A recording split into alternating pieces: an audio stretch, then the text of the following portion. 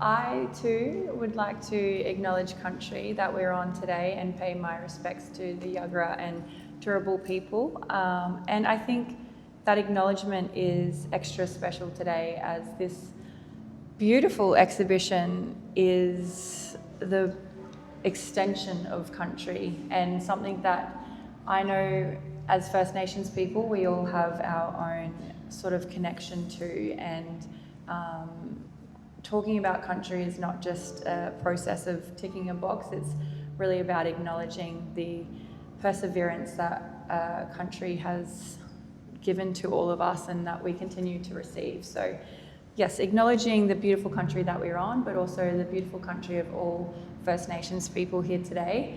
My name is Rachael Sarra. I'm a proud Grand woman, so culturally I connect back to the Bundaberg region.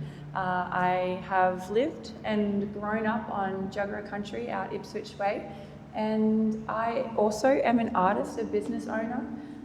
Previously I've worked at AAA, which is where I first got to interview Arabella. But less about me, because tonight I am a vessel of conversation for this wonderful artist sitting beside me. I will try my best to introduce how incredible she is. Arabella Walker is a Wulli Wulli woman through her mother's line, and every time I speak to Arabella, there is just something else that makes me think I need to buy an artwork before she gets too big, I've got to say, so I can retire on her work. But I think this exhibition is such a beautiful extension of where Arabella has come from and where she is inevitably going with a beautiful passion and talent, of course. But sis, would you like to also introduce yourself? Yes, thank you. Yes, my name's Arabella Walker. I'm a Wulli Wulli woman. Wulli Wulli country is a couple hours inland from Chinchilla. I never grew up on country. I grew up in Brisbane and Gold Coast. And I kind of work in a couple of different mediums. Visual arts, I come from a dance background. Currently doing some installation kind of stuff, like what you're sitting at the moment. Yeah. I always love hearing how artists talk about their work and about themselves. I feel like we always have an identity crisis when we're introducing ourselves, because as an artist, there's so much that goes on in our brains that only a certain amount actually makes it out into the world, and of that work that makes it out into the world, only a small percentage is actually received in the way that we intended to receive. But I love art because of the different stories it can tell, not only from our perspectives, but the stories that it can tell to each of you who interact with the work. And like I mentioned, when we acknowledge country does play such a huge role in this exhibition. And for me too, I have that connection to country through distance, and that's something we spoke about earlier. But what is it about country, and I guess the station in particular, that needed to be told in this way? Yeah, I feel like all the stories that I've been told from country have originated from Auburn Station. So even though Wulli Wulli country is quite small, my family, my immediate family, and that line through the women in my family, there's been like all the stories and different things I've been told and photos I've been shown, like these ones, have all been Auburn Station. So I've had this interesting connection to Auburn Station through Wulli Wulli country and through my family and what I've been told.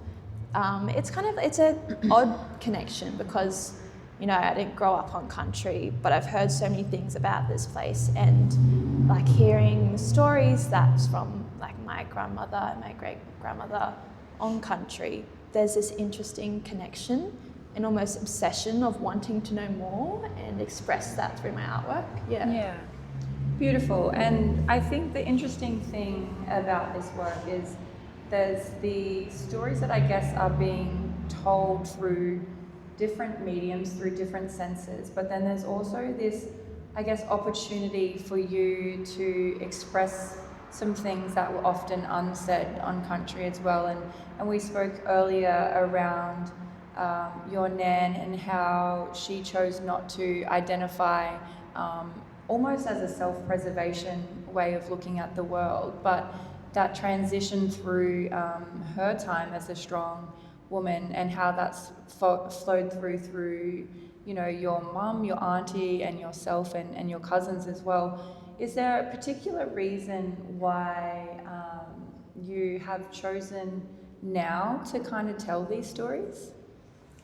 That's a good question.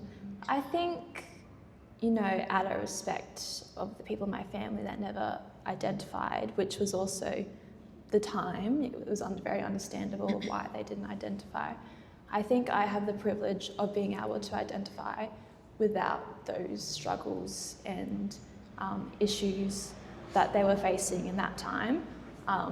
Even though there are things that are still present, it's very different now than it was for my nan's generation and my great nan's generation.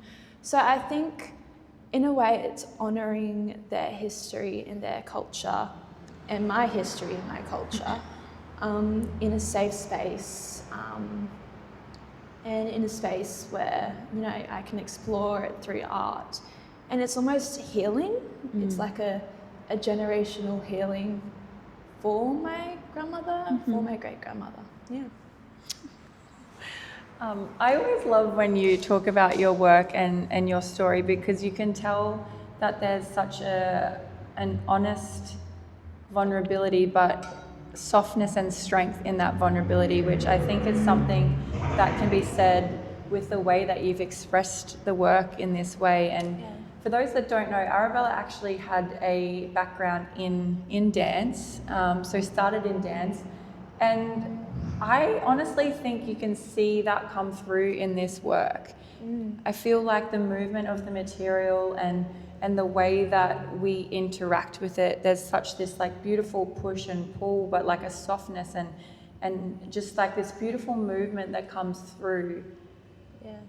Do you, like, why do you think that you've gone down the path of expressing yourself in this medium as opposed to trying to tell these stories through dance?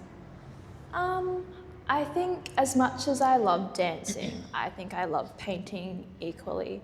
So I think I wanted to find a way to kind of merge that together.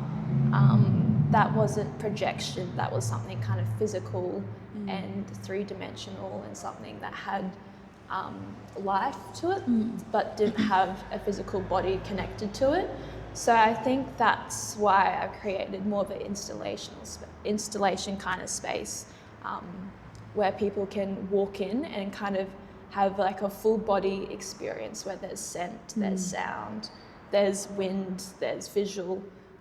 So it's like almost taking Auburn and bringing it here, but then also bringing the person to Auburn. So kind of that connection between the places, Yeah, I love that so much. And I love the fact that you have brought all of our senses to Auburn and you've kind of explored that in such a multi-dimensional kind of execution of your work. And I often think, you know, we talk about country and how much country has done for us and thinking about the role our ancestors play, your mum, your nan, your great nan, all of those incredible people who their presence and spirits are in this room and an extension of your hand that paints all of this and creates all of this.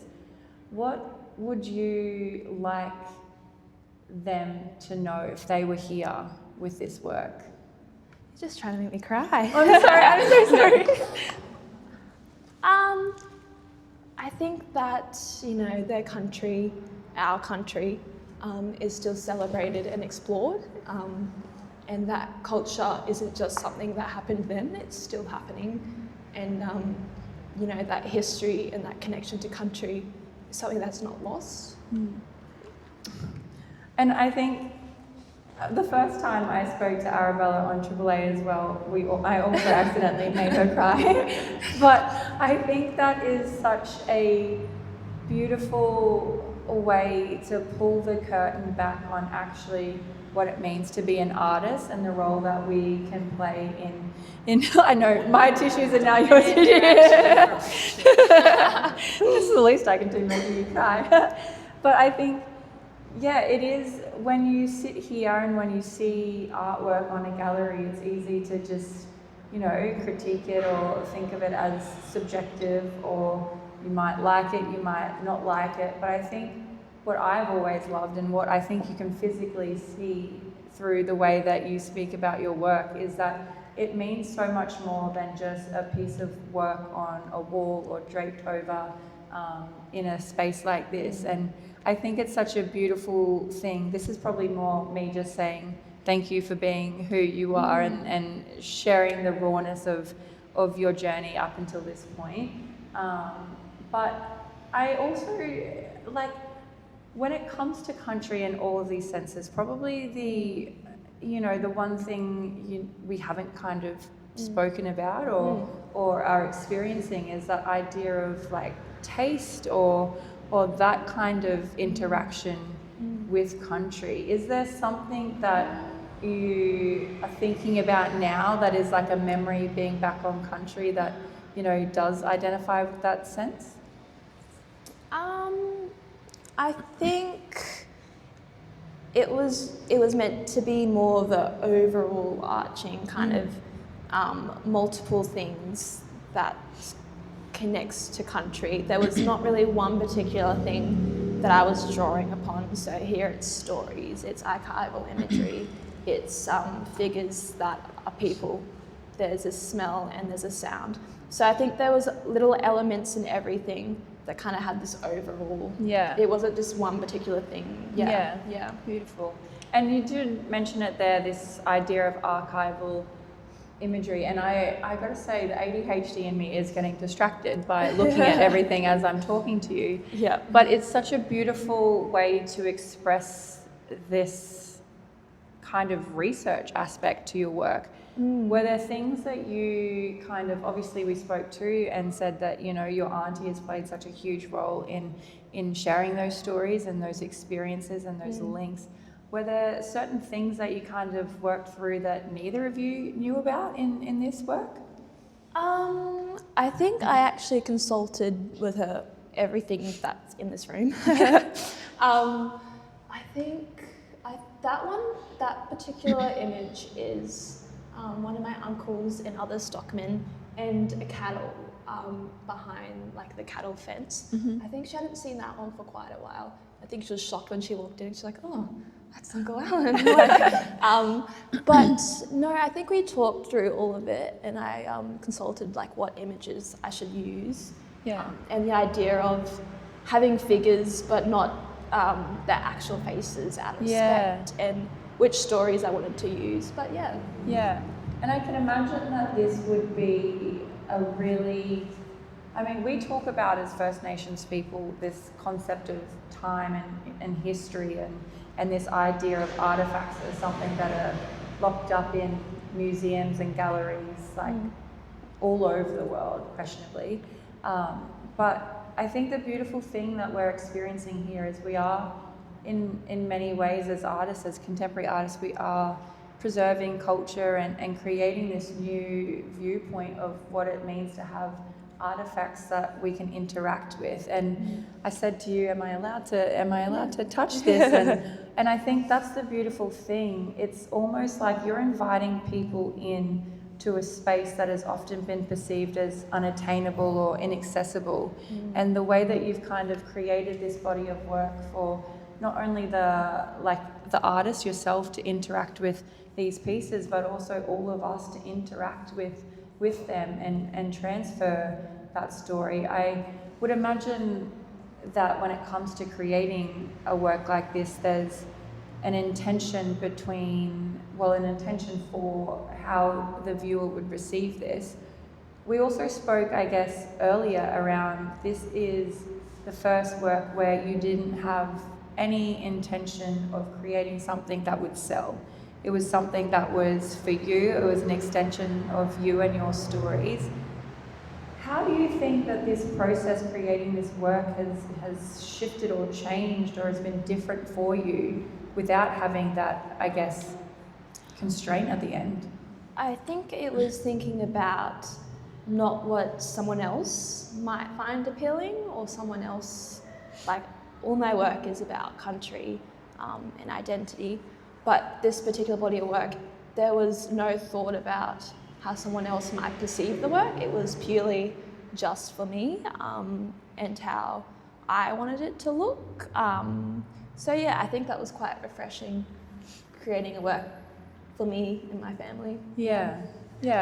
And I love in all of your works this beautiful use of colour and of contrast and contours. And there's just, if we look up at each of these pieces, like every time you look at something, there's a different element that grabs your eye and a different element that tells part of the story. If we kind of use this one as an example, can you talk to me a little bit about whether like the use of colour is by something that you've actively thought about, or is it something that's just naturally come to you as that extension? I think I like using colour a lot as a form of expression. A lot of my works are very colourful and very bright. I think it's something that kind of just comes to me. I kind of just work with colour and pop it on a canvas and see what I like. But it definitely is a form of expression, and a lot of my works are very happy. And I think not that I don't like making darker black and white works, but I really enjoy using colour as expression, Same, love that for us. And when we kind of look around this room and the scale of works and the drapage of each of the pieces, and if we look into the back corner, there's the braid that's extending down. What were some decisions that you were making during this process to determine, I guess, how we as the viewer experience it? I know you weren't necessarily doing it for us, it was an extension, but in terms of the curation of this space, what kind of went into thinking about that? I really enjoy working large scale. So being able to use fabrics, like you could print a piece of fabric that's 100 meters long if you wanted to. So I think I really enjoyed that idea of just having big works in a space that can interact with each other. So I think that was kind of the original idea, is I wanted something big. And then actually coming into the space, you've got high ceilings. I wanted something that wasn't just kind of, you look here and that's where all you're looking. It's more of a, like you look up and down and around. And I think that's also where my performance dance background also comes from. The idea of it's not just level plane, like it's down low, it's up high, it's around, like you're moving, Yeah, and if you look around on the wall, there's no artwork that's actually hanging from the wall. It's all above and around us, which I think is beautiful. So these pieces here, were they originally created for this exhibition, or have you pulled some of the works from previous bodies of work? So all the physical paintings, all the works with colour in it, some of them are around 3 years old, some of them are 1 year old, some of them I made at the start of this year. So I never made them in mind, or thinking about what I was going to pop into this exhibition, but they all together collectively tell the story of Auburn, so I thought it was important to put them into this space.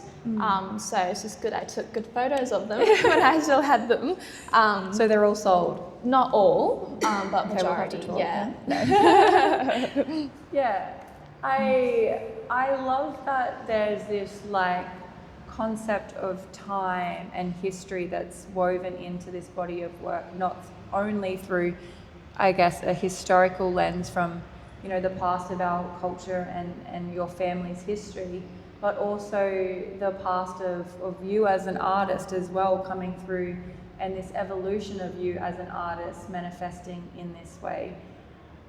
I shockingly found out how young you were a few minutes ago. I feel like you've got wisdom beyond your years, but I want to know too, like your cousin's just had her second baby, so there are the next generations already coming through. What do you feel like, I guess, you want to have as a legacy of your family? You've spoken a lot about the strong women that you've been raised by and are surrounded by. Like, what are you wanting to bring into the future for our next gen?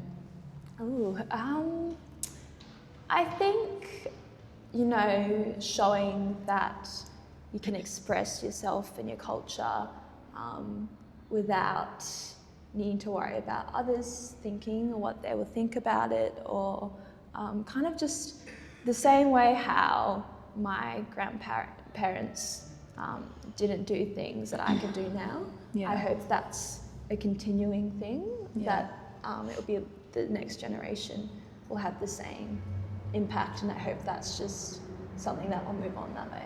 Yeah. And so obviously it's a tough thing when you're an artist and you've finished a big body of work to even think about the next phase and what you want to say next.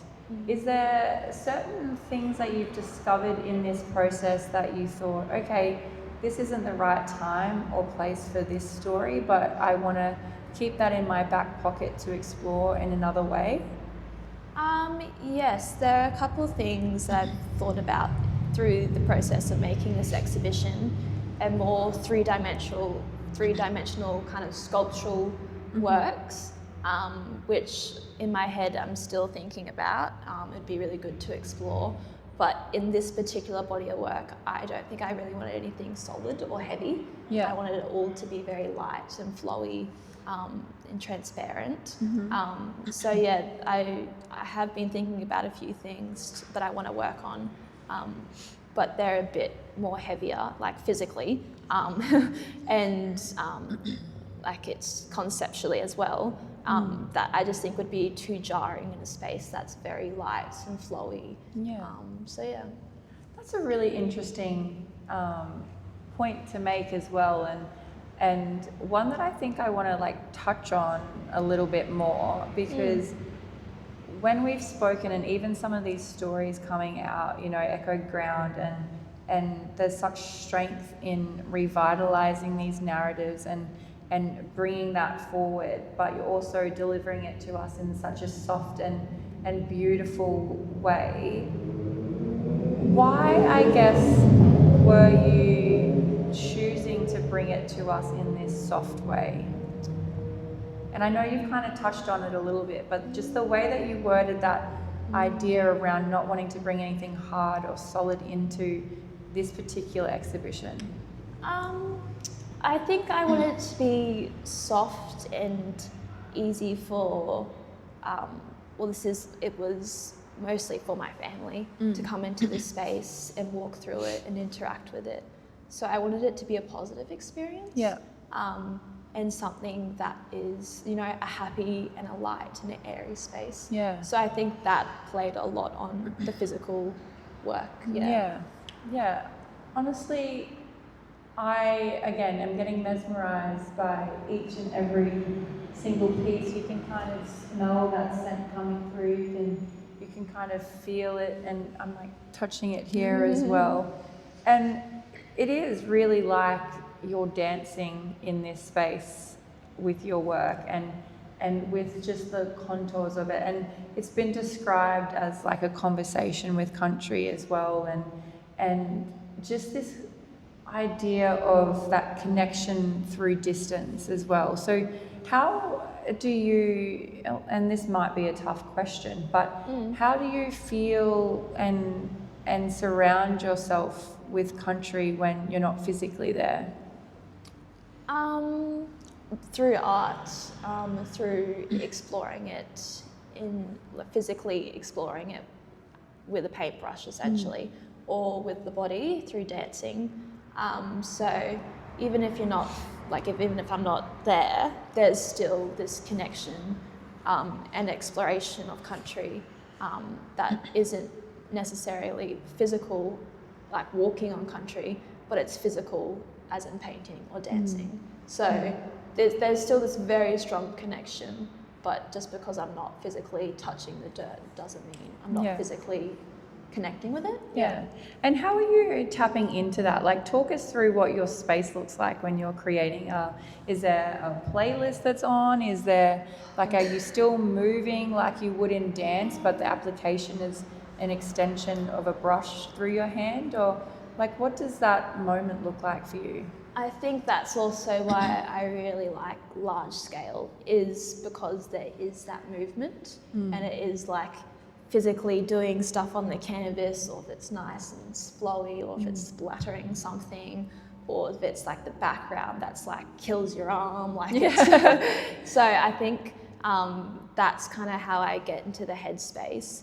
And it's kind of like sometimes I'll be painting for hours and I won't go to the toilet, or I won't like eat food. Oh my gosh. But it's like I didn't, like I'll be there for 5 hours doing something, like, oh my God, it's like late. Time's come by. Yeah, and it's, you don't even realise it. Like, yeah, it's you're like just in that flow state. Yeah, so it's just kind of, it's hard to explain. Yeah, no, well, it sounds alarming, that's for sure. No, I love hearing that you're able to achieve that sense of a flow state, as what a lot of people kind of explain art as. And we spoke about this as well before.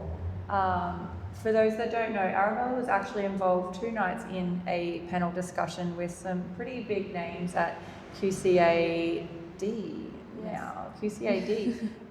And she has come from initially a dance background into the Kaya program at Griffith. And you were amongst the likes of Ryan Presley, Gordon Hookie, Tony Albert, all such incredible artists that have been so pivotal in establishing a place for us as blackfella artists as well, but also just standing in our own sense of power and creativity. When you're sitting on a panel like that, how are you kind of experiencing that moment? Scary. No, it was good.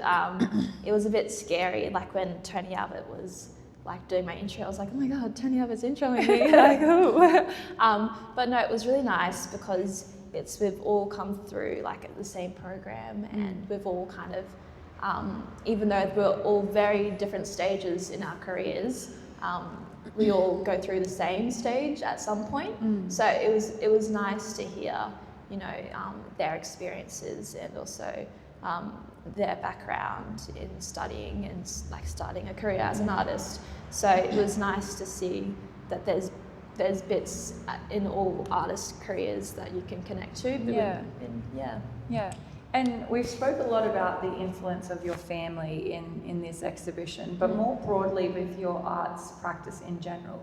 Are there any artists that you have found inspiration from, or kind of this a moment where you've realised that, you know, you can pursue this? I mean, you've just kind of touched on it a little bit, but could you extend on that a little bit? Yeah. There's always like a few artists that I've always like really looked up to, like Judy Watson. I love how raw and how textured and real her work is. And then also like Gordon Hookie, I also love the grunge and the humour and the cheekiness in his work. So I think throughout uni you do a lot of research behind different artists, and you write about them, and like you critique and look at it. So I think there's always influences of artists around you, but I also think it's the environment, you know, the people around you, the places, what you're seeing, what you're doing. So there's lots of different things I think that influence my art development. But even like just thinking about it now, like I really loved Judy Watson's way of never stretching a canvas, and how that looks. And I think that was also played into this. Like I've left the hems raw on the edge, So there's no hanging on the edges and stuff like that. So also subconsciously, I think there's like kind of just what I've seen and kind of what subconsciously I've taken in and what I've liked has kind of played roles within my own work. Yeah. Kind of rude you didn't say me, but whatever. No, I'm kidding. I'm just kidding. I am so obsessed with you, as you know. I'm obsessed with your whole family, obviously. But I do genuinely just want to take a moment to acknowledge the incredible career that you have had in such a short amount of time as well, and the incredible work that you do. And I think there's this conversation often that happens when you invest in artists and buy work or experience work and have that joy from an artist. It's not just the work that you're receiving, it's also the artist. And I think you make it really easy for people to receive your work. You're such a beautiful, talented, intelligent human, and this work is such a testament to the journey that you've been on. And it's an honour, honestly, to be able to sit here and have these yarns with you.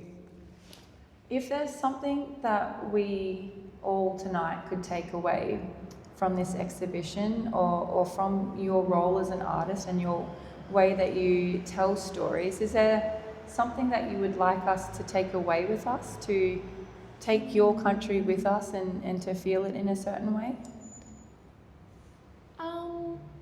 I think... Respectfully, not like, you know, the First Fleet and all that.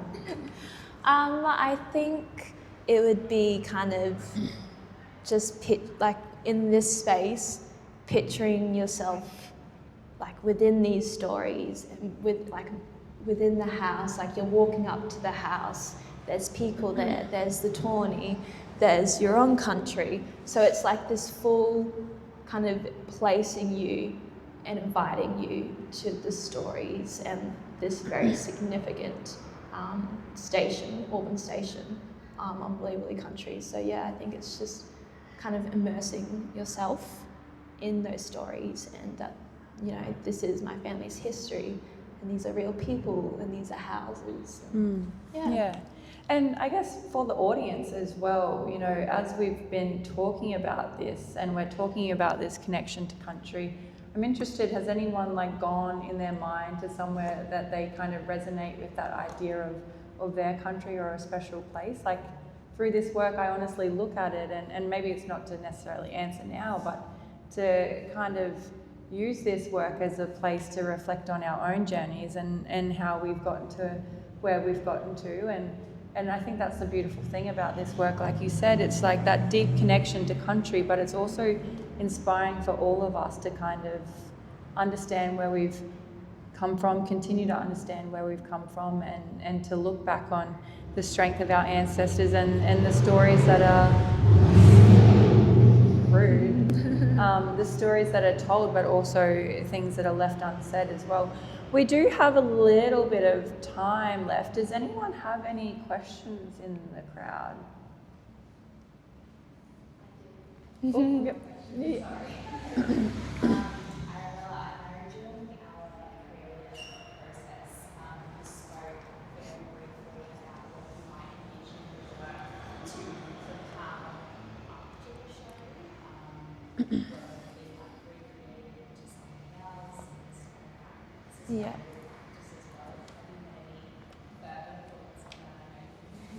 I've had a lot this week, actually. In my head, I can see, because a lot of it's about my family's connection to country, but a lot of them were worked with the cattle, were very good horsemen. So I'm seeing this like beautiful, I was thinking I was gonna like paper macrame, like this horse with all these articles about the station, but then have the fabrics draped on it, and then the wind like pushing it, so the fabrics are like majestically like running off this horse. In my head, it's like this unicorn-looking horse. That's the real size. I don't know how I'm going to pull this off, but yes, I've been thinking about how I can use these fabrics in a different way, because that's another thing, is I do want to use these fabrics after this. Like, I don't just want them to sit in storage for years. So yes, I've been thinking about how I want to use them. Yeah. Yeah. And you had a question. So congratulations, Arabella. But I know when you were explaining the concept to me and you were talking about this fabric and you wanted to wind or Yeah. and I was thinking, oh my God, I hope this works for you because in your head often It looks different. So my question is, are you happy with what? I mean, I think it looks great. Are you happy, or you know, if you did it again, would it be something you know more, or you know? Yeah. Has it lived up to your expectation? Yes, it has. I think I was a bit worried before, the scent was in the room and the fans were going, and I was just a bit worried before all the pieces were layered. I was like, oh, is this not going to be enough? I kind of was doubting it a little bit, but I think it was, it's all the different components of the space that kind of work really well together to make it a really calm and a really inviting environment. But there's probably a few things I would do a little bit differently if I was to do it again. I think I would play a bit more with not just vertical, but there's lots of different directions to work on. But I'm happy with how it turned out. Yeah. I would be happy too. It's Yeah. absolutely stunning. Does anyone else have any take? One of the things that I've loved when I've been in the space is the overlay of the fabrics. You spoke before about the softness and the translucency. I was wondering if you could just talk more to that overlay. Yeah. Yeah. In my head, it kind of looked like this in terms of the layering, and when the fans are going, you can see they all kind of interact with each other, and then sometimes it will be depending on which direction the fan is, it would be a really sharp interaction, or it would be a really gentle interaction. And then when you're looking at it from the front, you can see the people through the tawny, you can see the house through the front. So it's that idea of multiple layers of telling a story about a place, but also visually seeing the multiple layers and how they interact with it. People, with example, the tawny, our totem animal, is interacting with the people. That's their totem animal, and that conversation, and then the conversation between the witchy grub and the cattle on the station. So it's which all kind of tell their own stories as well as how they interact. Yeah. Do you know what's wild? Last night I was leaving my parents' house to go home because I couldn't be bothered cooking dinner. But as I was leaving, randomly in the most unassuming space on a part of a fence that's quite hidden was a beautiful tawny frogmouth just sitting there. And I think that honestly is how would you explain it? It is one of the ways that I think our culture and our ancestors talk to us without talking to us in the way that we're having a conversation. And that makes me feel very protected in this space and a deeper connection to this work, because I think there's this idea that, we can tell stories as much as we want, but that's that feeling as well. And to your question too, extending on it, everything that you've said, but I also kind of view this as these are very soft and gentle bodies of work, but there's such strength and presence in the scale and the placement that it's almost like we're sitting here and we see in a Western lens these bronze statues of football players and athletes and all of these different people who are significant in certain ways. And this to me feels like it's a way that your ancestors are present here and are kind of protecting you and finding strength in that. It's very, it's powerful but so soft, and it makes you feel like culture is alive, as we know, but it's almost like explaining that to people who don't get it. You know, this is kind of a visual representation, as close as I could think to explain it. Did that concept kind of, I guess we are in the valley, aren't we? Did that kind of idea that you could feel your ancestors through this process and feel your mum and your nan and everyone around you in this work? I think so. I don't think it kind of clicked until it was in the space, you know, because when I was working with the fabric, I didn't see all the individual fabrics until we're in here and like using them and preparing them. So I think that's also why this space is also so calming and it's like very gentle. And I think it is that, you know, subconsciously that's kind of what was happening the whole time, but it wasn't till the end, until it all kind of revealed itself. Yeah. Once again, you are amazing and incredible and talented, and all of the positive descriptions that we could think of. Does anyone else have any other questions for Arabella? I think one of those households just makes us Yeah. Just on the point about the panel, she was on the other night. Arabella more than held her own, to the point that we were all talking about the next day. I've already told her this, but in a room that was full of some quite scary big names, as well as the people on the panel. Arabella's contribution to that was incredible, and also it was actually important because it's nice to have those guys that are really recognised, but they are, you know, and I'm their age, so I'm going to say they were old guys, you know, sitting there reminiscing, to have like young energy talking about the future. It was a really nice interplay. Yeah. I have no doubt that you held your own in that space, and I think that is the beautiful thing about you as an artist and your work, is that it speaks for itself in many ways, and you hold your own in so many spaces. But I also think it is that link that comes through in this work as well, of time and of that transition and that interwovenness of storytelling. And yeah, I guess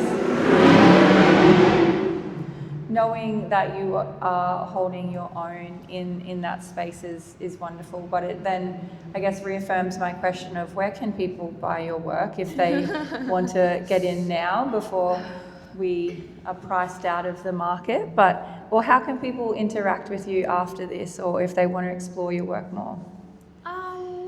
I mean, I don't sell through my website. My website's kind of just a bit about me. But, you know, talk to my gallery, Jen. But, you know, I do exhibitions. I think that's probably my main source of selling work, and kind of experimenting. But yeah, I think just mainly through exhibitions. I don't mind doing commissions, but I think I'm liking creating a body work that I want to create, and if someone wants to buy that, that's great. But also if they don't, that's okay too. Pop it in my house. So I think, just those physical works and all this kind of stuff is still experimental. I don't think I'm ready or wanting to sell this kind of work yet, because it's something I still want to refine more and work with more, because this is my first kind of idea of installation, kind of multi-sensory experience. So yeah. Interesting. You view yourself as not yet there, whereas we're all experiencing the beauty of your work as well and truly there. One last question before I let you out of the hot seat. Into the future, or next sort of phase of your career, is there going to be an email that comes through to your inbox, or an opportunity that comes through that you will realise, wow, like this is everything I've ever wanted? Like, is there something that's like a big goal for you? There's a big goal, but it's going to take years to get there. Venice Biennale. I think that's a lot of people's big goals. But maybe when I'm 50. So we'll work to it. But no, I'm pretty open to, you know, I feel like also the most randomest things that you don't think of and opportunities will come through your inbox, and I think also they're probably the best as well. So I'm kind of open to whatever happens, and say yes to things that I really want to do and I'm excited about doing. And one day we'll get to the Venice Biennale. I have no doubt, and I'll happily follow you there. I love Venice.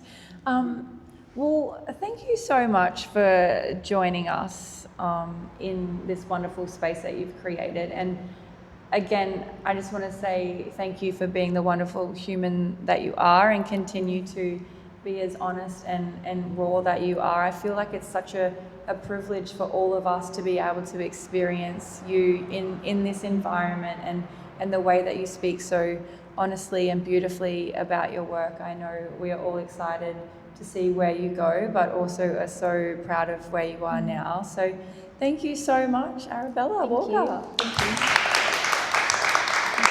Amazing job. Very intimate.